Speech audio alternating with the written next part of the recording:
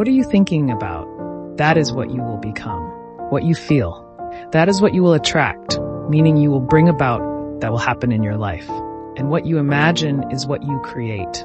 Best wishes to viewers of this video. So the core of the theory is, yes, if our thoughts are positive, we will invite positive things into our lives. But if our thoughts are negative, we will invite negative things into our lives. That is indicative of the law of attraction theory. So, if you have to define it succinctly, the law of attraction is the law of attraction. So what we focus on in our minds is what will be drawn into our lives. The principle of the law of attraction, in essence, can be encapsulated by a singular, profound quote. This particular quote originates from Buddha himself. Indeed, as previously mentioned, this concept, the law of attraction, has been articulated across a variety of spiritual traditions by numerous influential individuals. We are going to explore who these individuals are. However, at the heart of this principle lies the belief that our thoughts, whatever occupies our mind in the form of thinking, is precisely what will materialize in our actual lives. If we focus on negative things only, negative things will come. If we focus on positive things, there will be positive events. So for the time being, that's the definition. Now let's look at the frameworks. First of all, the law of attraction theory in the West is usually associated with a new spiritual movement. It's called New Thought. So it's in the West. In the early 19th century, there were movements known as New Thoughts, new spiritual movements. The content of the ideas generally draws from a lot of spiritual traditions that are well known in the West. For example, spirituality from the Greek tradition, or Eastern spirituality from Hinduism, from Buddhism, or from religions, including Islam, Christianity, and so on. So this movement that focuses on spirituality will be known as New Sof. Yes, although it is not taken completely as a religion or as a particular sect, but it is usually chosen from religions and spiritual traditions, the spiritual parts. So this movement is called New Thought. In the past we have studied, for example, Blavatsky's Theosophy. Blavatsky's Theosophy is often also referred to as part of this New Thought. There are also those who call this spiritual way of thinking the New Age. If translated letter-leg New Era. So yes, a new era for the West. For us in the East, maybe we are so full of the concepts of spiritual theories that we are not confident. We often think that we are not advanced because we are too focused only on spiritual things, not paying attention to the progress of civilization at the material and physical level like in the West. This phenomenon continues to be unique. Many of us are looking to the West, while many Westerners themselves now want to walk towards us. Later, it could be funny that we repeat the events of the West with a focus on material and positivistic reality, while later the West, on the contrary, they long for spirituality. Later, the results can be reversed. I can give an easy example several times I have seen. For example, in wayang performances, gamelan, maybe music, there are many people from the West who learn gamelan, learn our music, our way of life, and so on.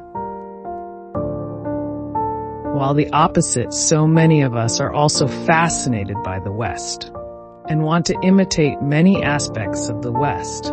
Okay? Well, so the law of attraction is that kind of context, starting from the spiritual yearning of the West. So they explored a lot of spiritual Hazana Azana. There was a school called New Thought. Or sometimes there are also those who call this style the New Age. I mentioned a figure such as Helena Blavatsky, or another name that is often referred to as the pioneer of this New South, Phineas Kimby, or Prentice Mulford, or If specifically for the law of attraction, maybe you have heard, for example, the name Napoleon Hill, or whose book is very popular in Indonesia called The Secret Around the Burney.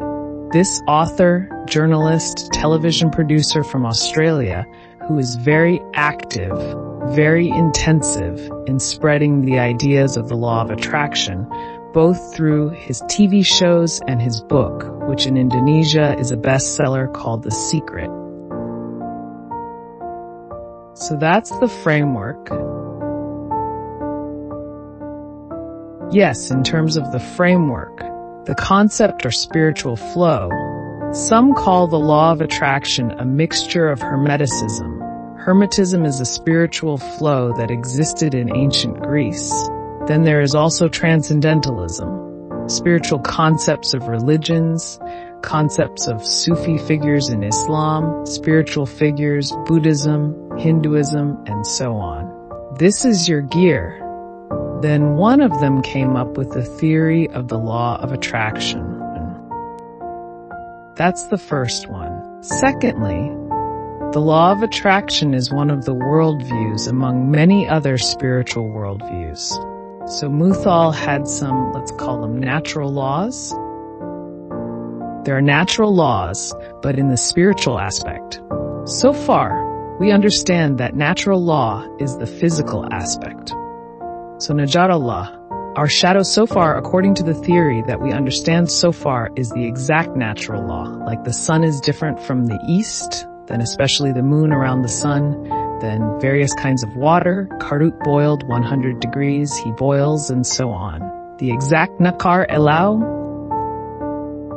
But these are metaphysical laws of nature, not physical laws of nature. Later, we will look at some of these natural laws, including the law of attraction. So the first characteristic is new thought. The second characteristic is natural law, but natural law is metaphysics. Thirdly, this natural law has the idea of mind over body in philosophical language. So mind over body is the mind that controls the body. The spiritual is more important than the physical. This is a very common view for us. We study mysticism, we study Tasawa. The big assumption is mind over body. The spiritual is the essential, while the Jasmine one is partially temporal. Now in the West, this is an extraordinary discourse because the modern West often sees the world only in its material aspects. That's why Svian's theories are often called positivistic. Positivism is only believing in what is factual and what makes sense. If there are no facts, you don't believe it. If it doesn't make sense, I don't believe it. That's the opposite view of playing over body. They need facts first, they need reality first, then they believe. Yes, if friends often post on social media, then friends want to convey something, then you reply that if there is no photo or no video, you don't believe that there is no photo. It means a hoax that needs facts first, needs real evidence first, then believes it. This is actually a modern tradition known as positivism. For example, about Hoiboibi. We don't believe in Hoiboib until we have the facts. Oh, if we are religious people, it is rather difficult to use this logic because our faith contains mostly mental and physical things that cannot be accessed directly by the five senses. So if we have a body over mind view, it is difficult for us. Perhaps this is why sometimes today we bring cameras to cemeteries to prove that there are really ghosts. Is it true or not? Are there genies? Is it true or not? That's because we want to prove that there physically can be photographed or can be drawn about the manifestation of the Koeboeb. Yes, the name Koeb is actually built to find physical facts because of its metaphysical character, but we continue to demand physical evidence. Well, this is not indeed our Dahil, our thinking Dikma, the Dikma who are body over mind, so demand real facts first before believing. This is a bit hard for religious circles. Well, in the West, there is a consciousness of playing over body, including the emergence of the law of attraction. Thank you for watching.